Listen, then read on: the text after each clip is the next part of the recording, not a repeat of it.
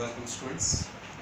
In exercise 1.12, but we have the two charges having same magnitude, and the distance between the center of the charges is 50 centimeter, and we have to find out the force. Very simple question.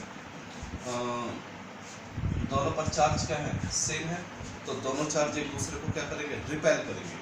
ये इसको इधर की तरफ throw करेगा और इसको हम नाम दे देते हैं A, इसको नाम दे देते हैं B. तो A B को रिपेल करेगा और B भी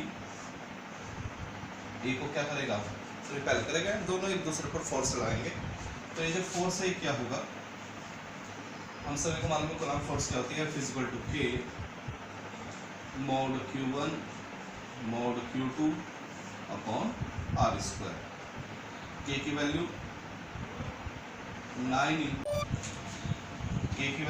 into 10 की पावर 9 मल्टीप्लाई Q1 या QA QB ऐसे भी लिख सकते हैं.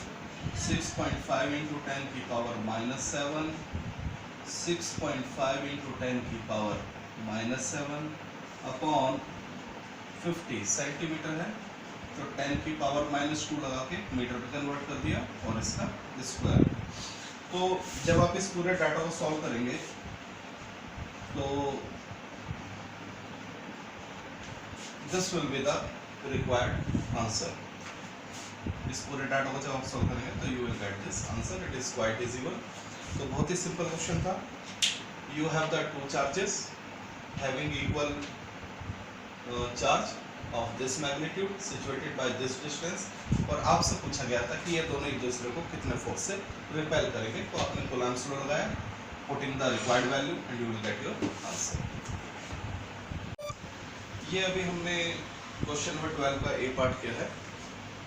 इसी क्वेश्चन के बी पार्ट में हमसे पूछा गया है कि अगर दोनों चार्ज की वैल्यू डबल कर दी जाए और उनके बीच की डिस्टेंस क्या कर दी जाए, हाफ कर दी जाए, तो जो फोर्स ऑफ रिपल्शन है ये क्या हो जाएगा. यानी distance get half and the charges get double. तो what will be the new force. तो लेट्स सी. हमारे पास फॉर्मूला है F is equal to K QA QB upon R square. तो F is equal to K QA QB upon R square. बेटा ये पूरी value हमारी कितनी आई थी जब हमने ये डाटा पुट किया, तो व्हाट वी गेट 1.5 into 10 की पावर -2 न्यूटन. ये हमारी ऑलरेडी वैल्यू आ चुकी है. अब कंडीशन क्या दी है, let new force is F dash. मान लीजिए चेंज करने के बाद जो नई फोर्स है वो क्या है, F डैश. तो F dash is equal to K. Charges क्या कर दिए गए, डबल, यानी QA की जगह क्या 2QA, QB की जगह 2QB. दोनों चार्ज डबल हो गए हैं. रेडियस हाफ हो गई है, डिस्टेंस हाफ हो गई है, यानी पहले डिस्टेंस r थी तो अब क्या बन गई r/2. तो F dash is equal to, तो जब हम इसको सोल्व करेंगे तो 2 2 जा 4 और ये 2 का स्क्वायर भी 4 हो जाएगा और ऊपर आ जाएगा. तो 16 K QA QB upon R square. देख लीजिए 2 2 जा 4 और ये 2 का स्क्वायर 4 4 ऊपर, तो ये जो टर्म है ये हो जाएगा. F dash is equal to 16. अब ये चीज हमें पहले से मालूम है, कितनी 1.5 into 10 की पावर -2. तो जो नया फोर्स है वो हो जाएगा 0.24 न्यूटन. जब आप इस डाटा को सॉल्व करेंगे तो you will get the required answer.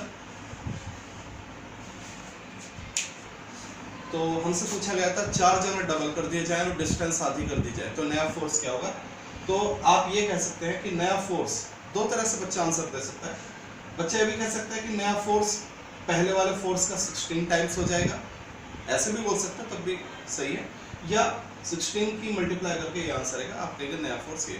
तो आप चाहे बोले कि नया force new force will get 16 times, या ये आंसर थे, दोनों ही आप ये भी लिख सकते हैं. इस तरह से इसको ये आंसर ऐसे भी कर सकते हैं, न्यू फोर्स गेट 16 टाइम्स, तो भी आपका आंसर सही माना जाएगा कि नया जो फोर्स है वो 16 टाइम्स है पहले वाले फोर्स का, या फिर आप मल्टीप्लाई कर दें, दोनों ही सही। तो this is part A and this is part